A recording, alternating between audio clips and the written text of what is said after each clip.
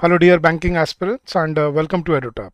सो guys, हम अपनी SBI PO की इस सीरीज़ को कंटिन्यू कर रहे हैं यहाँ पर, जिसमें हम अभी तक बहुत सारे लेक्चर्स कवर कर चुके हैं and today we are going to cover the second part of the chapter adverbs. तो गाइज, एसबीआई पीओ एग्ज़ाम अगले महीने होने वाला है and it is going to be I mean really really important opportunity क्योंकि इस साल पोस्ट भी काफ़ी हैं और अब की बार नोटिफिकेशन भी टाइमली आया है और साथ के साथ आईबीपीएस पीओ के भी नोटिफिकेशन आ चुकी हैं। तो आई थिंक आप दोनों ही एग्ज़ाम्स को टारगेट कर सकते हो। तो इस सीरीज़ में अगर आपने पहले वाले लेक्चर्स नहीं देखे हैं तो इसी प्लेलिस्ट में आपको पीछे वाले सारे लेक्चर्स मिल जाएंगे, ज़रूर देखिएगा ताकि आपके हर कॉन्सेप्ट को हम बिल्डअप कर पाएँ यहाँ पे और आप एग्ज़ाम में इनको यूज़ कर पाओ अपने क्वेश्चंस को सॉल्व करने के लिए। तो जल्दी से वीडियो को लाइक कर लीजिए गाइज और सब्सक्राइब कर लीजिए चैनल अगर आप यहाँ पहली बार हैं तो। और गाइज, आगे बढ़ने से पहले मैं आपको एक बार अपने स्पेशल कोर्सेज के बारे में बता देता हूँ। गाइज, ये कोर्सेज क्यों हैं, देखो यहाँ पे लेक्चर्स आपको वीक में 2 बार मिलते हैं, लेकिन अगर आपको अपनी स्पीड से प्रिपेयर करना है और साथ साथ आपको प्रैक्टिस क्वेश्चन भी चाहिए, आपको क्विजेज भी चाहिए, सेक्शनल टेस्ट भी चाहिए, फुल लेंथ मॉक टेस्ट भी चाहिए, PYQs, doubt and query resolution, वो सब आपको हमारे कोर्सेज में मिलता है। तो आप कैसे हमारे कोर्सेज से जुड़ सकते हैं, मैं बस 30 सेकंड्स लूँगा। वैसे तो लिंक नीचे वीडियो के डिस्क्रिप्शन में भी दिया हुआ है, but there is a simple way of going about it. आपने बस क्या करना है गाइज, आपने अपने ब्राउजर पे जाना है और अपने ब्राउजर पे जाके आपको टाइप करना है edutap.in, edutap.in। जैसे ही आप edutap.in सर्च करेंगे आप सीधा हमारे लैंडिंग पेज पे आ जाएंगे और यहाँ पे आपको दिखेंगे हमारे सारे कोर्सेज। इसमें बीच में है बैंकिंग कोर्सेज, इन पे क्लिक कीजिए, नीचे आइए और ये रहे आपके बैंकिंग कोर्सेज। एक तो गाइज हमारा एक कॉम्बो कोर्स है जिसमें आप आरबीआई मतलब regulatory body exam plus banking दोनों की तैयारी कर सकते हो। और ये एक हमारा अकेला बैंकिंग का कोर्स है जिसमें आप सिर्फ बैंकिंग के एग्जाम जैसे एसबीआई, आईबीपीएस और आरआरबी पीओ और क्लर्क की तैयारी कर सकते हो। गाइस, इसमें आपको सभी लेक्चर सभी सब्जेक्ट्स के लिए कॉन्सेप्ट क्लासेस मिलेंगी, चैप्टर वाइज टेस्ट मिलेंगे, फुल लेंथ टेस्ट मिलेंगे, सॉल्व प्रीवियस ईयर क्वेश्चंस मिलेंगे। और इन कोर्सेज पे अभी हम 15% on your combo course and 70% on your banking course अभी हम ऑफर कर रहे हैं। So come join us, streamline your preparation and make your journey constructive and fruitful for yourself. चलिए, तो आप ज़्यादा डिटेल्स अगर जानना चाहते हैं आप यहाँ से ब्रोशर भी डाउनलोड करके और जान सकते हैं कि आपको क्या क्या इसमें डिलीवरेबल्स मिलने वाले हैं। चलिए गाइज, तो अपने लेक्चर पे आते हैं। तो हमने लास्ट लेक्चर में गाइज एडवर्ब स्टार्ट किया था। मैंने आपको बताया था एडवर्ब्स क्या होते हैं, वो वर्ड्स जो वर्ब्स में क्वालिटी ऐड करते हैं। तो words that add quality into verbs are called adverbs. कैसे क्वालिटी ऐड करते हैं, जैसे मैंने बोला शी इज वॉकिंग स्लोली। तो स्लोली किसको बोला है हमने यहाँ पे, उसकी वॉकिंग को। वॉकिंग क्या है, वर्ब, एक्शन वर्ब है। तो स्लोली क्या हुआ यहाँ पर, adverb. He was driving carelessly. Carelessly किसको बोला हमने, उसकी ड्राइविंग को, राइट। ड्राइविंग क्या है, एक्शन वर्ब। तो केयरलेसली क्या हुआ, वो क्वालिटी ऐड कर रहा है सेंटेंस में, मतलब उसको क्वालिफाई कर रहा है, मॉडिफाई कर रहा है। तो वो क्या हुआ, एक adverb. So adverb is a word use to add something to the meaning of a verb. तो ये वर्ब में कुछ ऐड करने के लिए यूज होता है। They are said to modify basically verbs. अब इसमें हमने 3 रूल्स किए थे अगर मुझे याद है तो। पहले तो मैंने आपको इसकी इनकी टाइप समझाई थी, एडवर्ब्स के कितने टाइप होते हैं। There are basically 8 types, but वो 3 4 थी जो आपको मेन याद रखनी थी। Adverb of time, adverb of frequency and adverb of manner. फिर हमने, अगर ये आपने लेक्चर नहीं देखा है तो पिछला लेक्चर पहले देख लीजिएगा इसे, क्योंकि उसके बिना आगे आपको समझ नहीं आएगा। तो प्लीज़ वो लेक्चर जाके ज़रूर देखिएगा। पहले हमने रूल किया था, कुछ एडवर्ब ऑफ टाइम और एडवर्ब ऑफ फ्रीक्वेंसी होती हैं जो हमेशा वर्ब से पहले यूज़ होती हैं, जो यहाँ पे मेंशन्ड है, जैसे always, often, already, just, never. तो ये जो एडवर्ब्स हैं ये हमेशा सेंटेंस में एक्शन वर्ब से पहले यूज़ होंगी। अगर ये वर्ब के बाद यूज़ होती हैं तो the sentence would be considered incorrect. Second हमने किया था, एडवर्ब्स ऑफ मैनर जो होती हैं वो हमेशा सेंटेंस में वर्ब के बाद यूज़ होती हैं, वो हमेशा बाद में यूज़ करनी होती हैं। अगर वो पहले यूज़ की जाती हैं सेंटेंस में वर्ब से तो वो गलत होती हैं। थर्ड हमने किया था, दो नेगेटिव एडवर्ब्स एक ही सेंटेंस में यूज़ नहीं किए जाते, जैसे seldom, nowhere, never, nothing, hardly, barely, rarely, scarcely, neither, nor, nothing, no, unless, until, forbid, refuse, so ये जो नेगेटिव वर्ड्स होते हैं बेसिकली वही रूल है, दो नेगेटिव वर्ड्स एक सेंटेंस में यूज नहीं किए जा सकते। तो जैसे उसने एग्जांपल दिया, I rarely went to meet nobody across the road, या I rarely went to meet anybody across the road. She hardly knows nothing about the family, या she hardly knows anything about the family. तो rarely के साथ nobody use करना या hardly के साथ nothing use करना, this would be considered incorrect in English language. तो यहाँ तक हमने पिछले लेक्चर में कवर कर लिया था। अब अपना नेक्स्ट लेक्चर स्टार्ट करते हैं। अब इन नेक्स्ट रूल स्टार्ट करते हैं, रूल नंबर 4। चलिए गाइस देखते हैं। अब इसमें गाइस एक रूल आता है जिसको हम बोलते हैं इन्वर्जन रूल। अब ध्यान से समझना, ये बहुत ही इंपॉर्टेंट रूल है और इसमें बहुत गलतियां बनती है एग्जाम में। ठीक है, तो इसको स्टार मार्क करके चलना क्योंकि this is a crucial rule for your English language. Inversion rule, inversion rule, invert करने का मतलब क्या होता है गाइस? उल्टा करना, राइट? तो इन्वर्जन रूल मतलब उल्टा करना। अब उल्टा करने का रूल क्या है देखना। देखो गाइस, नॉर्मली हमने क्या सीक्वेंस देखा था सेंटेंस में? सबसे पहले क्या आता है? सब्जेक्ट आता है, फिर क्या आती है? हेल्पिंग वर्ब आती है, फिर क्या आती है? आपकी एक्शन वर्ब आती है, और फिर आपका ऑब्जेक्ट आता है, प्रेडिकेट जिसको हम बोलते हैं, राइट? ये हमने नॉर्मल बेसिक सीक्वेंस सीखा था।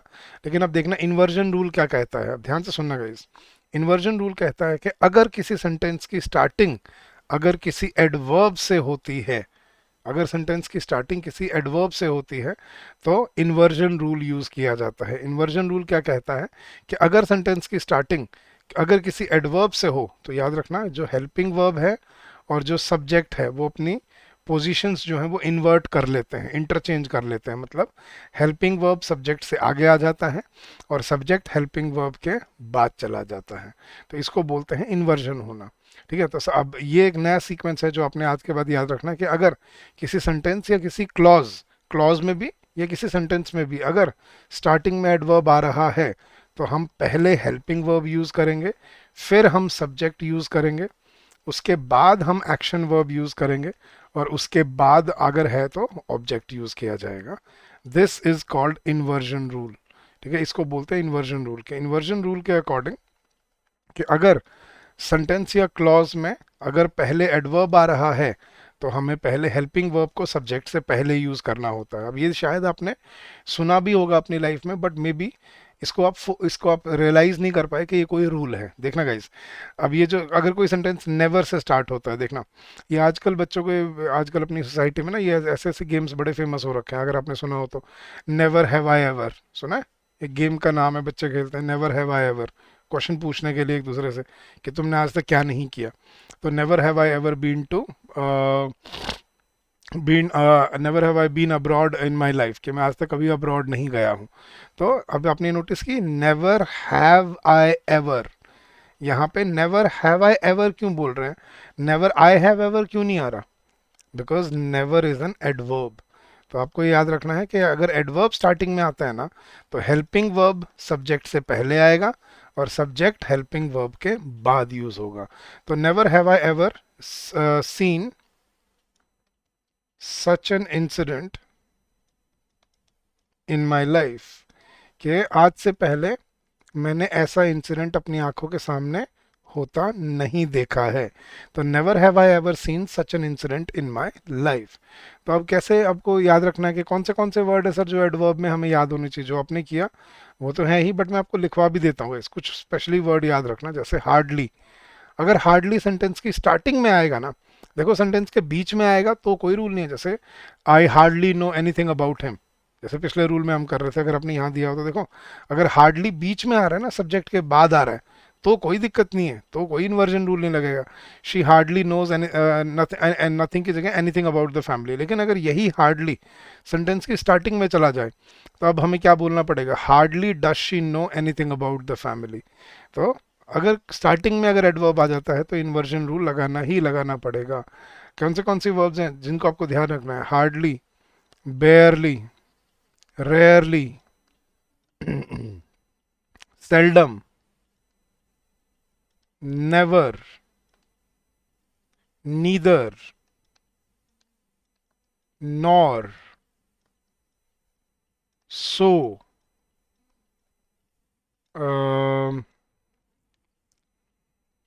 फॉर एग्जाम्पल देखते हैं guys, जैसे ही इज, जैसे for example he is going abroad and, अब देखना guys, he is going abroad and so I am या सो एम आई, क्या बोलते हैं हम? ही इज गोइंग अब्रॉड, अब एंड के बाद देखो नया क्लॉज स्टार्ट हो रहा है, और स्टार्टिंग में अगर क्लॉज के सो आ गया, इट्स एन एडवर्ब, सो हम क्या बोलेंगे? He is going abroad and so I am या सो एम आई? सो एम आई या so should you. He is preparing for the exam and so should you, मतलब वो एग्जाम की तैयारी कर रहा है और तुम्हें भी करनी चाहिए, वो अब्रॉड जा रहा है और मैं भी जा रहा हूँ। हाँ जी गाइस, जैसे हार्डली, जैसे she had hardly reach the station when the train arrived, अगर इसी सेंटेंस में अगर मैं हार्डली को सेंटेंस की स्टार्टिंग में ले जाऊं, ये एग्जांपल में देखना, example number 2, she had hardly reach the station when the train arrived, अगर इसको मैं हार्डली से अगर स्टार्ट करूं तो क्या बनेगा? हाँ जी, she had hardly reach the station, पर अगर हार्डली से स्टार्ट होगा तो क्या करना पड़ेगा? हार्डली शी हैड या hardly had she?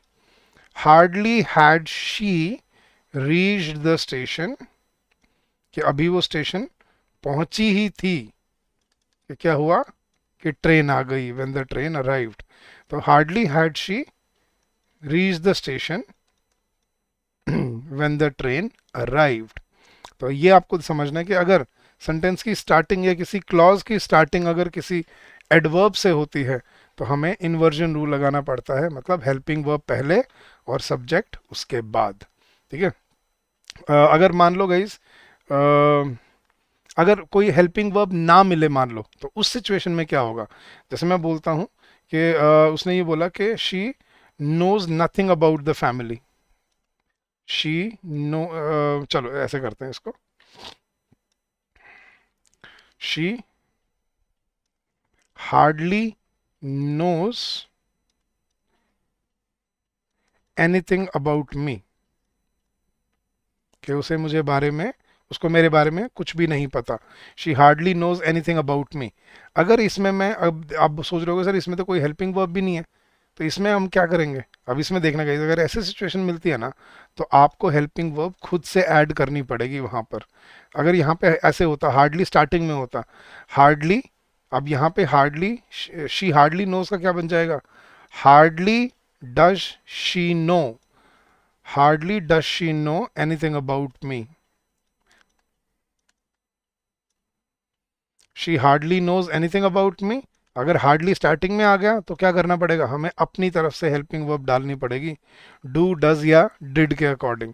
Hardly does she know anything about मी। ठीक है, तो ये रूल है और ये बहुत बार एग्जाम में पूछा जाता है गाइस, बहुत बार। ठीक है, जैसे सेल्डम, सेल्डम वी सी या seldom do we C?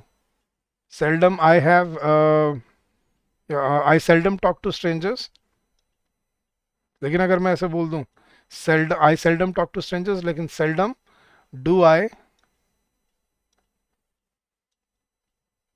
Talk to strangers in my these days, या ऐसे, तो seldom do I talk to strangers. So अगर कभी सेंटेंस की स्टार्टिंग या किसी क्लॉज की स्टार्टिंग जैसे नीदर से हो जाए, नीदर ही हैज या neither has he, neither has he arrived nor his car, कि ना तो वो आया ना ही उसकी गाड़ी आई, तो neither has she arrived, neither has he arrived nor has her car या हैज हिज कार अराइव्ड। तो दोनों में नीदर के बाद भी और नॉर के बाद दोनों तरफ आपको इन्वर्जन लगाना पड़ेगा। ठीक है, जैसे मैं बोलता हूँ, neither is she my roommate या neither she is my roommate, neither is she my roommate. अगर आपने आज से पहले कभी सेंटेंस को ऐसे स्टार्ट किया है, neither she is my roommate, तो याद रखना ये गलत होता है। ठीक है, तो ये गलती हम जिंदगी भर करते आ रहे हैं, और मैंने देखा है हम बहुत फ्रीक्वेंटली करते हैं, क्योंकि हमें इन्वर्जन रूल कभी पढ़ाया नहीं जाता लाइफ में, लेकिन अब आपको सीखना पड़ेगा क्योंकि एग्जाम में पूछा जाता है। तो neither is she my roommate nor is she my friend, कि ना तो वो मेरी रूममेट है और ना हो वो मेरी फ्रेंड है, वो बस ऐसे ही मेरे से बातें कर लेती है। तो नीदर शी इज नहीं, नीदर इज शी, देखो नीदर के साथ भी पहले इन्वर्जन लगाना पड़ा, और फिर नॉर के साथ भी, neither is she my roommate nor is she my friend. तो ये होता है इन्वर्जन रूल गाइज, कि अगर किसी सेंटेंस में, किसी सेंटेंस से किसी क्लॉज की स्टार्टिंग में अगर आपको एडवर्ब मिलता है, तो याद रखना हेल्पिंग वर्ब सब्जेक्ट से पहले यूज़ की जाती है। अगर हेल्पिंग वर्ब नहीं है तो एडवर्ब खुद हेल्पिंग वर्ब खुद से ऐड की जाती है। देखना, never has this type of problem, अगर इसको नॉर्मल सेंटेंस बनाते तो हम क्या बनाते इसमें, this type of problem has never been observed earlier. Normally हम ऐसे बनाते हैं कि this type of problem has never been observed earlier, लेकिन नेवर से अगर स्टार्ट हो गया तो क्या आएगा, never this type of problem has been, या never has this type of problem been observed earlier. तो यहाँ पे आपको पहले हेल्पिंग वर्ब लगानी पड़ेगी। शी हैड हार्डली रीच्ड, लेकिन अगर हार्डली से स्टार्टिंग होती तो हार्डली हैड शी रीच्ड। तो यही रूल याद रखना गाइस, बहुत इंपॉर्टेंट रूल है। ठीक है, इसको डबल स्टार डाल मैं मार्क कर रहा हूँ क्योंकि ये एग्जाम में बहुत बार एग्जाम में पूछा जाता है। ठीक है। So what is inversion rule? If a sentence begins with an adverb और if a clause begins with an adverb, ठीक है, helping verb is used before the subject. ठीक है, and if there is no helping verb we have to add helping verb into the sentence. So inverted form of verb is used for the sake of emphasis. Never have I ever. Rarely do we see such such beautiful moments around us. कि आजकल हमें ऐसे ऐसे सुंदर moments नहीं देखने को मिलते. So rarely do we see such beautiful moments around us. Rarely do we see. Do पहले लगाना पड़ा आपको, ठीक है। तो ये बहुत इंपॉर्टेंट रूल है और इसको अपनी डे टू डे लाइफ में भी इसको इनकलकेट कर इसको फॉलो करना स्टार्ट करना है हमें, ठीक है। चलिए गाइस, नेक्स्ट रूल, नेक्स्ट है गाइस इनफ। इनफ एक ऐसा वर्ड है गाइस, समझना, जो एडजेक्टिव और एडवर्ब दोनों होते हैं। ठीक है, अब एडजेक्टिव और एडवर्ब दोनों होते हैं का मतलब क्या है, ये एडजेक्टिव की तरह भी काम कर सकता है और ये एडवर्ब की तरह भी काम कर सकता है। लेकिन दोनों में फ़र्क क्या है, जब ये एडजेक्टिव की तरह यूज़ होगा तो याद रखना ये नाउन से पहले यूज़ होगा, और जब ये एडवर्ब की तरह यूज़ होगा तो ये बाद में यूज़ होगा। जैसे I have money enough, I have enough money या आई हैव मनी इनफ, हम क्या बोलेंगे, आई have enough money, I have money enough, sir I have enough money बोलेंगे। तो इनफ किसके लिए यूज हो रहा है यहाँ पे, मनी के लिए, मनी इज नाउन, तो enough is acting as an adjective here. ठीक है, तो जब ये एडजेक्टिव की तरह यूज होता है ना तो ये नाउन से पहले यूज होता है। बट अगर मैं इसको एडवर्ब की तरह यूज करूं, हाँ जी, तो देखना क्या होगा, शी इज इनफ वाइज या शी इज वाइज इनफ, क्या बोलेंगे guys, she is enough wise या शी इज वाइज इनफ।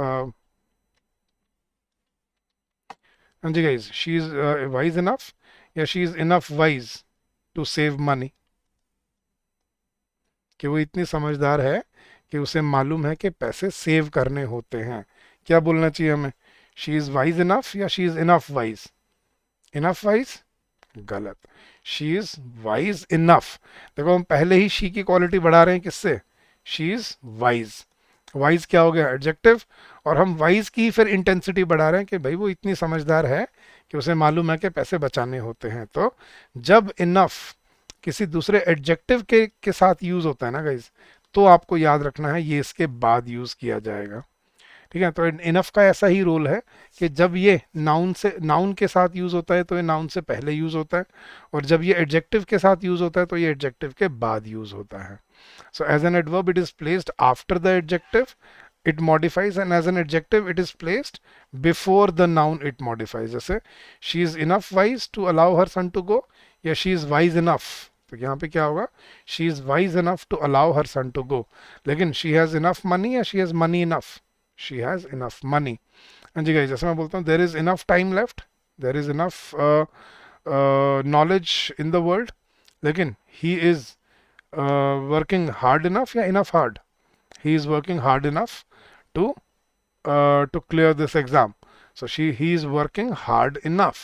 तो जब ऐसे हम हार्ड पहले ही क्या है, एडजेक्टिव, तो जब ये एडजेक्टिव के साथ यूज होता है ना तो हमें इसको उसके बाद यूज करना होता है। तो इनफ जब एडजेक्टिव की तरह यूज होगा तो नाउन से पहले यूज होगा, मतलब ये याद रखो, जब नाउन के लिए यूज होगा तो नाउन से पहले, और जब एडजेक्टिव के लिए यूज होगा तो एडजेक्टिव के बाद। ठीक है, सो ऐसे आपको ध्यान रखना है। जैसे मैं बोलता हूँ ही वॉज इनफ ब्रेव या brave enough to face his enemy on his own, तो he was brave enough, enough brave नहीं, he was brave enough to, क्योंकि ब्रेव पहले ही क्या एडजेक्टिव है, तो he was brave enough to face his enemy single handedly या on his own.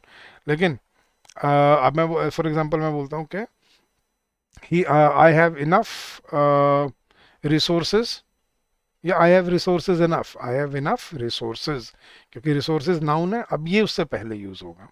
ठीक है, तो इनफ को याद रखना, कभी सेंटेंस में यूज हो तो ध्यान रखना इसको कहीं गलत ना यूज किया गया हो।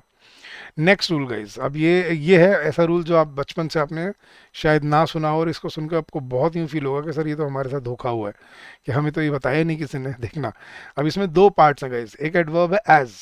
ठीक है, तो एज जब हम यूज करते हैं ना, तो इसको कैसे यूज करना होता है ध्यान से देखना, इसके दो यूज है अलग अलग। पहले कुछ वर्ड्स याद रखना, जैसे guys regard, describe, define, treat, view and know. हम जब इन वर्ड्स को यूज करते हैं ना एज वर्ब्स, तो हमें याद रखना है कि इनके साथ हमें एज यूज करना होता है। जैसे I regard him as my brother, ठीक है, या I treat him as a friend. अब यहाँ पे बच्चे क्या कर देते हैं, लाइक यूज कर देते हैं, आई ट्रीट हिम लाइक अ फ्रेंड। लाइक यूज नहीं होता, इनके साथ क्या यूज होता है, एज। ठीक है, तो ही इज डिस्क्राइब्ड एज, या मैं बोलता हूँ the process of respiration is defined as, the process of respiration in plants is defined as so and so. Yeah, he is treated as the honor of the company. Yeah, I view him as my as my enemy. Yeah, I know him as a brother. Yeah, he is known as the, for example हम बोलते हैं वल्लभ भाई Patel is known as the Iron Man of India. So in words के साथ याद रखना guys, आपको हमेशा एज लगाना है, कभी लाइक यूज नहीं करना। ठीक है, अगर इनके साथ लाइक यूज हो रहा है तो वो गलत होगा। लेकिन एज का एक दूसरा रूल भी है, वो समझना गाइस। तो यहाँ पे देखना, अब एडवर्ब जो एज है ना, या ये जो वर्ड्स हैं, दूसरा रूल देखना पॉइंट नंबर बी, ये कुछ वर्ब्स हैं जैसे name, elect, think, consider, call, appoint, make, choose, और इसके साथ एक और वर्ड लिख लो, सेलेक्ट। अब ये जो वर्ब्स है ना गाइस, अगर ये कभी सेंटेंस में यूज हो रही हैं, तो हम यूजुअली क्या करते हैं, हम इनके साथ एज लगाते हैं। लेकिन आज के बाद याद रखना, इनके साथ एज यूज नहीं किया जाता। जैसे मैं बोलता हूँ he was elected as the captain of the team, या ही वॉज, चलो he was selected as the captain of the Indian cricket team, या he was selected the captain. अगर हम बोलते हैं सर सेलेक्टेड एज आना चाहिए, हमने तो आज तक क्या बोला, he was selected as the captain of the team, यही बोला। लेकिन अब इसमें गलती क्या है गाइस, देखना, ही वॉज सेलेक्टेड, अगर मैं बोलता हूं as the captain of the team, as the captain of the Indian cricket team, अब हमें सुनने में ठीक लग रहा है ना, मेरे ख्याल से बिल्कुल गए, हमने तो आज तक यही बोला शायद, he was selected as the captain of the Indian cricket team. But इसमें गलती क्या है गाइस, देखना, अब इसकी हिंदी करना आपको समझ आएगा गलती क्या है, कि उसको इंडियन क्रिकेट टीम के कैप्टन की तरह चुना गया, या उसको इंडियन क्रिकेट टीम के कैप्टन का, इंडियन क्रिकेट टीम का कैप्टन चुना गया। उसको कैप्टन की तरह चुनेंगे या कैप्टन चुनेंगे। अब एज का मतलब क्या होता है, देखो गाइस, एज देखो ऊपर वाली वर्ब में क्या था, I treat you like a, sorry I treat you as a brother, कि मैं आपको भाई की तरह ट्रीट करता हूँ। I know him as an author, कि मैं उसको ऑथर की तरह जानता हूँ।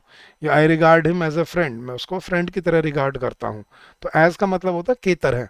लेकिन जब हम नीचे वाली वर्ब्स यूज करते हैं, इनमें गलत क्यों है एज, क्योंकि एज बोलना मतलब उसकी तरह, तो उसको इंडियन क्रिकेट टीम की कैप्टन की तरह चुना गया, या उसको इंडियन क्रिकेट टीम का कैप्टन चुना गया।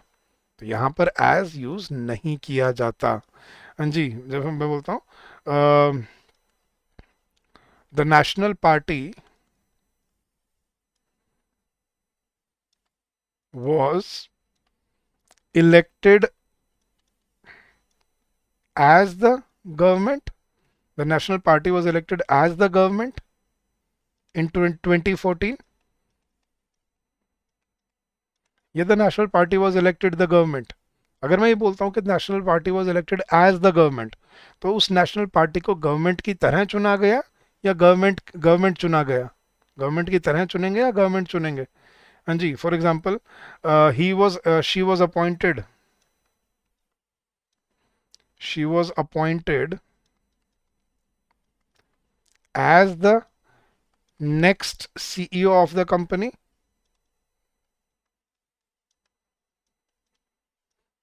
यस गाइज, ठीक लग रहा है सुनने में कि हाँ उसको कंपनी का अगला सीईओ की चुना गया।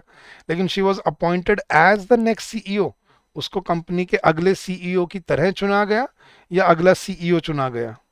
तो she was appointed not as the next CEO, she was appointed the next CEO of the company.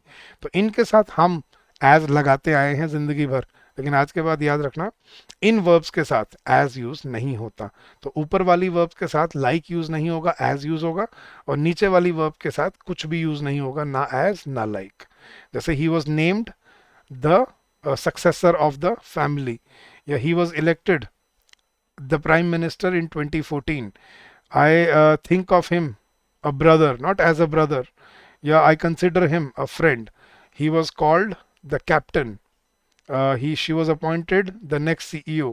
He was made the next chairman. He was made the new chairman of the organization. He was chosen as the most या चलो he was chosen as the richest man या he was chosen the richest man of the country. He was chosen the richest man, not as the richest man. तो इनके साथ याद रखना as use करना गलत होता है, like भी गलत होता है, इसमें कुछ यूज नहीं होता। He was selected the captain, the national party was elected the government, she was appointed the next CEO of the company. So ये रूल है as के साथ जो आपको ध्यान रखना है। ये एग्जाम्स में कई बार, तो पुराना हो गया रूल ये, बट पूछा जा सकता है क्योंकि बड़ा ही पिक्यूलियर सा रूल है और ये याद नहीं रहता, और हमने तो बोला ही है हमेशा चूज क्या किया, he was elected as the captain या he was elected as the next chief minister, he was elected as the next chief minister या he was elected the next chief minister. तो ये आपको याद रखना पड़ेगा। इसने एग्जाम्पल दिया, I regard him as my brother, science has been defined as the study of nature.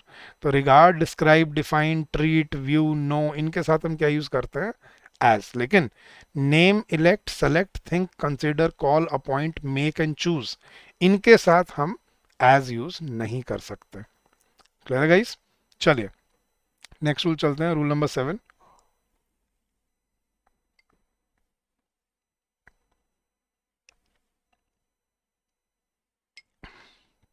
हाँ जी, अब चलते हैं गाइस कुछ एक्सेप्शनल रूल्स पे। एक्सेप्शनल रूल्स क्यों?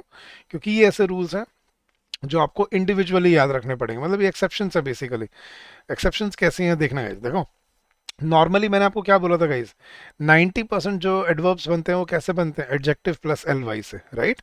लेकिन अब एक चीज समझना, कुछ ऐसे वर्ड्स होते हैं जो नाउन्स होते हैं, मतलब नेमिंग वर्ड्स होते हैं, लेकिन वो भी अपने पीछे क्या लगा लेते हैं, एल वाई लगा लेते हैं। लेकिन आपको ये याद रखना है कि अगर कोई नाउन अपने पीछे एल वाई लगाता है तो एल वाई लगा के वो एडवर्ब नहीं बनता, वो याद रखना वो क्या बनता है, एडजेक्टिव बनता है। और अगर वो एडजेक्टिव बनता है तो उसको एडजेक्टिव की तरह ट्रीट किया जाना चाहिए, मतलब नाउन की क्वालिटी बढ़ाने के लिए यूज किया जाना चाहिए, उसको वर्ब की क्वालिटी बढ़ाने के लिए यूज नहीं किया जा सकता। मैं एग्जांपल देता हूँ, जैसे फ्रेंड। अब फ्रेंड का मतलब, फ्रेंड क्या होता है गाइस, दोस्त। Friend is a noun, right. और फ्रेंड में अगर मैं एल वाई ऐड करता हूं तो वो क्या बन जाता है, फ्रेंडली। लेकिन friendly is not an adverb. लेकिन हमारी एक जनरल बाय डिफॉल्ट एक आदत बन चुकी है कि जिस वर्ड के पीछे एल वाई दिखे हम उसको कैसे ट्रीट करते हैं, सबकॉन्शियसली करते हैं, अननोइंगली हम उसको एडवर्ब की तरह ट्रीट करते हैं। देखना गई जैसे हम क्या बोलते हैं, the stranger was behaving very friendly with me. तो the stranger was behaving very friendly with me, सुनने में ठीक लग रहा है ना बिल्कुल, कि हाँ सर वो बड़ा फ्रेंडली बिहेव कर रहा था मेरे साथ, बट ये गलत है गाइस। बिहेव वर्ब है, लेकिन फ्रेंडली जो है वो एडवर्ब नहीं है, वो एडजेक्टिव है। तो इसको ऐसे यूज करना ये गलत होगा। तो ये क्या बोला जाएगा sir, the stranger was behaving very friendly with मी, ये गलत है, यस। तो सही क्या होगा, the stranger was behaving in a very friendly manner with me, in a very friendly manner बोला जाएगा, ठीक है।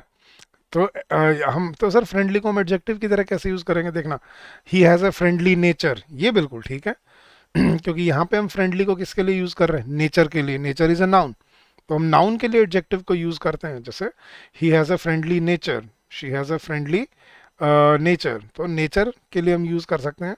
या she has a friendly behaviour, ये बोल सकते हैं। लेकिन she was behaving friendly with मी, ये नहीं हो सकता। तो अब समझना गाइस, कुछ ऐसे वर्ड्स होते हैं जो एडजेक्टिव प्लस एल वाई से नहीं, नाउन प्लस एल वाई से मिलते हैं, और नाउन प्लस एल वाई से बनने वाले वर्ड जो हैं वो एडवर्ब नहीं एडजेक्टिव होते हैं, तो उनको एडवर्ब की तरह यूज करना गलत होता है। देखना गाइस कौन से वर्ड्स हैं, मैं पहले लिखवा देता हूँ एक बार। मैनली, मैनली किससे बना है? Man plus L Y, man is a noun not an adjective, तो मैनली को हम एडवर्ब की तरह यूज नहीं कर सकते। जैसे हम ये नहीं बोल सकते the husband always behaved manly with with her, the husband always behaved manly, गलत। ठीक है, the husband always behaved in a manly manner. Masterly, हाँ जी, he was working masterly at his job, no, but he has masterly skills, कि बड़ा master की तरह काम करता है वो, he has masterly skills in at his job, yes. Slovenly, चुपचाप शांति से, सॉलमली एंड स्लोवनली, चुपचाप अकेले में शांति से, so he was sitting solemnly, no, wrong, sitting के वर्ब के लिए यूज नहीं कर सकते, लेकिन he has lived a solemnly life, yes, life के लिए नाउन के लिए यूज कर सकते हैं। वीकली, मंथली, ईयरली, क्वार्टरली, ये सब क्या होते हैं गाइस? ये भी एडजेक्टिव्स होते हैं। तो ये जो हम बोल देते हैं कि my father earns 1 lakh rupees monthly, ये गलत होता है। क्या बोलना चाहिए? My father earns 1 lakh rupees per month, per month बोला जाता है, मंथली नहीं। तो सर मंथली कैसे यूज करेंगे? अगर मैं ऐसे बोलूं कि my father's monthly salary is 1 lakh rupees, अब हम बोल सकते हैं मंथली, क्योंकि अब हम मंथली किसके लिए यूज कर रहे हैं? सैलरी के लिए, salary is noun. So my father's monthly salary is 1 lakh rupees, ये बिल्कुल ठीक है, लेकिन my father is earning 1 lakh rupees monthly, ये गलत होगा। ठीक है, हम ये बोल सकते हैं this is a weekly meeting, लेकिन वी विल मीट वीकली, ये गलत होगा। वीकली को हम एडवर्ब की तरह यूज नहीं कर सकते। सिकली, ठीक है, ही वॉज एक्टिंग सिकली, गलत, लेकिन he has lived a sickly life, yes. Friendly मैंने आपको बता ही दिया।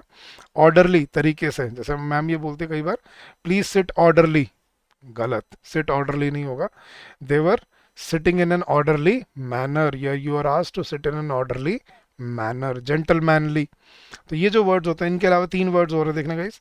कावर्ड, माइजर और निगर्ड से बनते हैं 3 वर्ड्स, कावर्डली, माइजरली और निगर्डली। ये भी वैसे यही रूल फॉलो करते हैं, नाउन प्लस एल वाई वाला। कावर्ड क्या होता है गाइस? बुजदिल। माइजर कौन होता है? कंजूस, ठीक है। और निगर्ड कौन होता है? जो बहुत ही खराब जिंदगी जीता है, चोरी चकारी, लूट पाट, लड़ाई, जेल में रहना, जेल के अंदर जेल के बाहर, केसेस चलते रहना, तो वो उसको बोलते हैं निगर्ड। तो ये भी वर्ड्स होते हैं गाइस। कावर्डली, जैसे मैं बोलता हूँ the soldiers never behave cowardly, या Indian soldiers never act cowardly towards the enemies, so ये बोलना गलत होगा। The Indian soldiers never act cowardly, act के लिए यूज नहीं कर सकते हम कावर्डली, क्या बोला जाएगा? The Indian soldiers never act in a cowardly manner.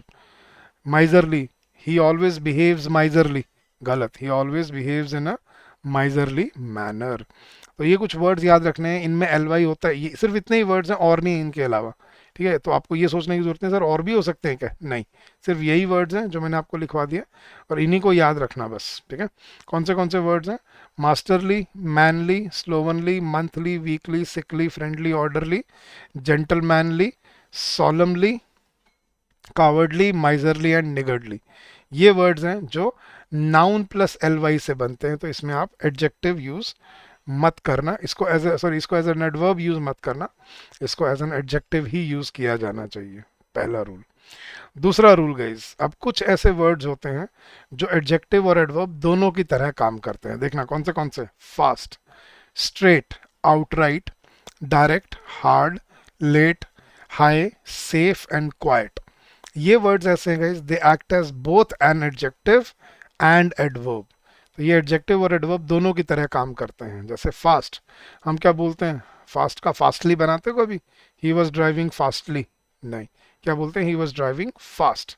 तो ड्राइविंग के साथ भी फास्ट बोलते हैं, and this is a fast car, हम उसको एडजेक्टिव की तरह भी यूज करते हैं। Straight, go straight home, go straight to your home, तो गो स्ट्रेट एडवर्ब भी हो गया, and this is a straight, I will give you straight answer, straight adjective भी हो गया। हाँ जी, जैसे I will pay the amount, I will pay the amount outright, and the outright responsibility is yours, तो दोनों की तरह यूज हो सकता है, एडजेक्टिव भी एडवर्ब भी। डायरेक्ट, जैसे मैं बोलता हूँ come direct to home, and this is a direct answer. Hard, जैसे मैं बोलता हूँ the surface was hard, adjective की तरह भी यूज कर सकते हैं। And he is working really hard, इसको एडवर्ब की तरह भी यूज कर सकते हैं। सेफ, जैसे मैं बोलता हूँ ही इज सेफ या this is a safe place, and I feel safe, ठीक है। या drive safe. Quiet, be quiet adverb की तरह भी यूज कर सकते हैं। And it was a quiet place adjective की तरह भी यूज कर सकते हैं। तो ये ऐसे वर्ड्स होते हैं गाइस जो एडजेक्टिव और एडवर्ब दोनों की तरह यूज किए जा सकते हैं, ठीक है। और देखना गाइस, लाउडली और अलाउड दोनों एडवर्ब होते हैं, जबकि लाउड जो होता है वो एडजेक्टिव होता है। तो लाउड के दो एडवर्ब्स बनते हैं, लाउड का लाउडली और एक अलाउड। सो अलाउड और लाउडली दोनों एडवर्ब होते हैं, याद रखना। जैसे there was a loud noise, loud तो हो गया एडजेक्टिव, लेकिन ही वाज शाउटिंग लाउडली। और मैम कई बार क्लास में नहीं बोलती थी प्लीज स्पीक अलाउड, तो स्पीक वो बोलना, तो aloud is also an adverb, ठीक है। लेट और लेटली का देखना गाइस, लेट जो है वो दोनों है, एडजेक्टिव भी और एडवर्ब भी। जैसे he came late and I was late, लेकिन लेटली जो है वो एक एडवर्ब होता है। हार्ड, हार्ड जैसे मैंने एक्सप्लेन किया, हार्ड दोनों की तरह यूज होता है, एडजेक्टिव भी और एडवर्ब भी। जैसे it was a hard question, यहाँ पे एडजेक्टिव है, लेकिन ही वॉज वर्किंग हार्ड, अब यहाँ पे ये एडवर्ब है। तो और हार्डली जो होता है वो एक एडवर्ब होता है। जैसे a soldier is train never to fight cowardly, यहाँ पे never to fight, fight verb है, कावर्डली को हम एडवर्ब की तरह यूज कर रहे हैं, तो दिस इज रॉन्ग। क्या होना चाहिए, a soldier is train never to fight in a cowardly manner. तो इन अ कावर्डली मैनर लगा के बोला जाता है अगर इनको यूज किया जाता है तो। एंड देखना, Rohit always comes late to school, तो यहाँ पे लेटली नहीं, क्या यूज होगा, ही ऑलवेज कम्स लेट। तो लेट एक एडवर्ब भी है, होता है। तो लेट एडजेक्टिव तो होता ही है, लेकिन एक एडवर्ब भी होता है। तो ये वर्ड्स याद रखने कौन से, fast, straight, outright, direct, hard, late, high, safe and quite. ये ऐसे वर्ड्स हैं गाइस जो एडजेक्टिव और एडवर्ब दोनों की तरह काम करते हैं। क्लियर है, चलिए। और गाइस आज का लास्ट रूल, अब कुछ ऐसे एडवर्ब्स होते हैं जिनको जब हम एडजेक्टिव से एडवर्ब में कन्वर्ट करते हैं तो वो अपना मीनिंग चेंज कर लेते हैं, वो अपना मतलब बदल लेते हैं, और इस वजह से उनमें काफ़ी कंफ्यूजन हो जाती है। देखना कौन से वर्ड्स होते हैं इसमें, आपको पूरे पेयर में लिखवाता हूँ। हार्ड, हार्डली, लेट, लेटली,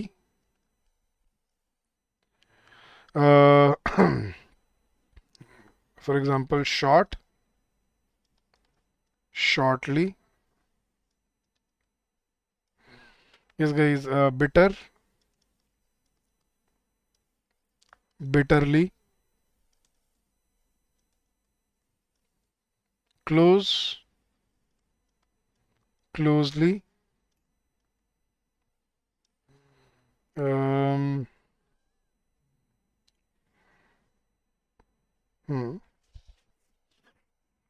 और कोई वर्ड आ रहा है गाइस, अगर आपको ध्यान है तो प्लीज चैट बॉक्स में बताना जरूर, सोच के कि अगर सर ये वर्ड भी तो ऐसा हो सकता है। मतलब मैं आपको क्या लिखवा रहा हूँ भी एक्सप्लेन करता हूँ, एक बार मैं लिखवा देता हूँ सारे। Hard, hardly, late, lately, short, shortly, bitter, bitterly, close, closely. हम्म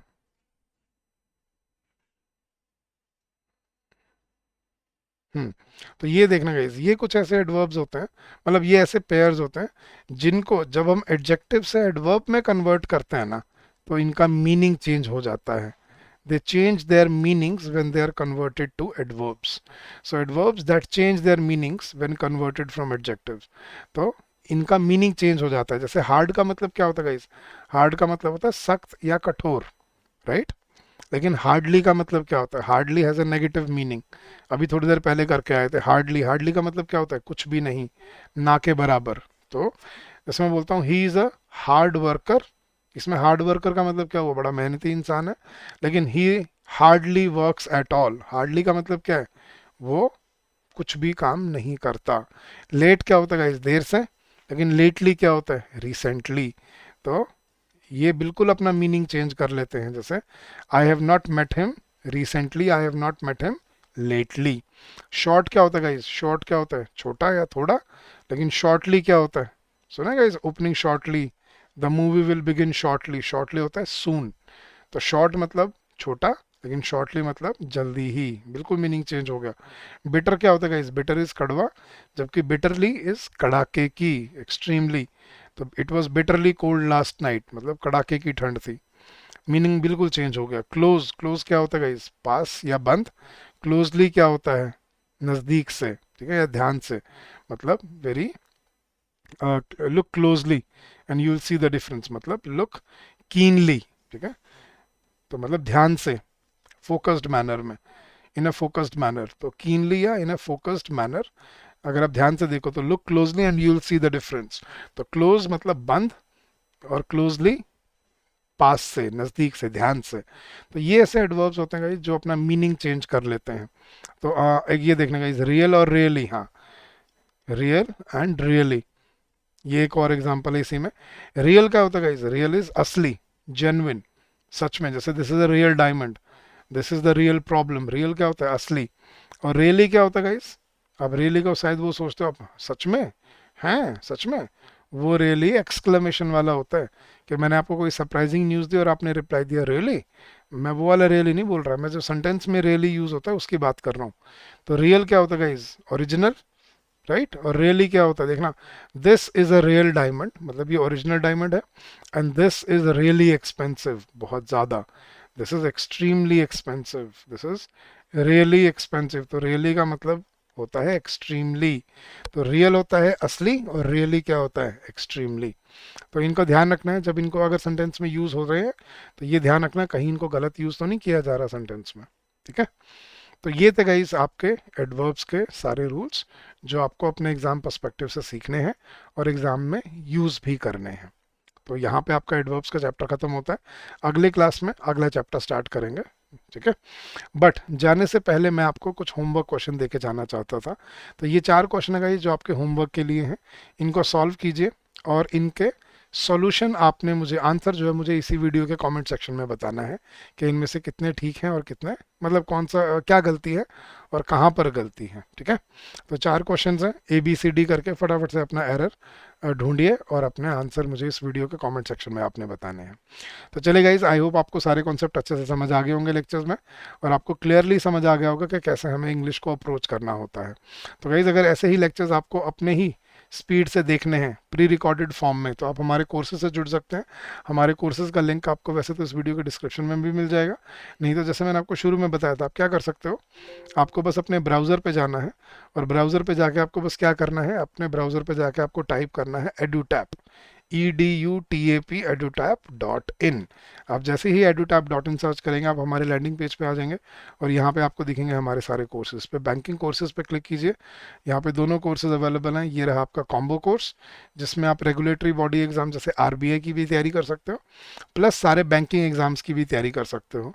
ये कॉम्बो कोर्स है, और ये अकेला बैंकिंग एग्जाम महापैक जो सिर्फ बैंकिंग एग्जाम्स के लिए है, जिसमें आप SBI, IBPS और RRBPO सभी की तैयारी कर सकते हो। इसमें आपको सभी लेक्चर्स मिलेंगे गाइस प्री रिकॉर्डेड फॉर्म में, चैप्टर वाइज टेस्ट मिलेंगे, फुल लेंथ टेस्ट मिलेंगे, सॉल्व PYQs मिलेंगे, और हर वो नेसेसरी जो हेल्प है, doubt and query resolution, interview guidance, हर चीज़ मिलेगी आपको अपने एग्जाम के लिए, दोनों फेजेस के लिए, प्रीलिम्स और मेंस दोनों के लिए, ठीक है। तो कम join us, streamline your preparation and make your journey constructive and fruitful for yourself. आपको यहाँ पे डिस्काउंट कोड दिए हुए हैं, ये बैंकिंग वाले पे आपको 70% डिस्काउंट मिल जाएगा, बैंक 70 करके, और ये कॉम्बो कोर्स पे आपको 15% डिस्काउंट मिल जाएगा, अर्ली 15 करके। So guys, that's your golden opportunity.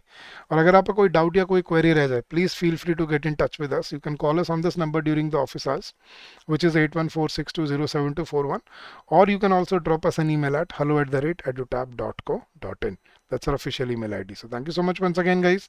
Keep on working hard, keep on giving your best, and I'm sure you will come out with flying colors. So thank you. Have a good day. See you in the next lecture. Till then, keep on working hard and happy learning to all of you. Bye bye. Take care, guys.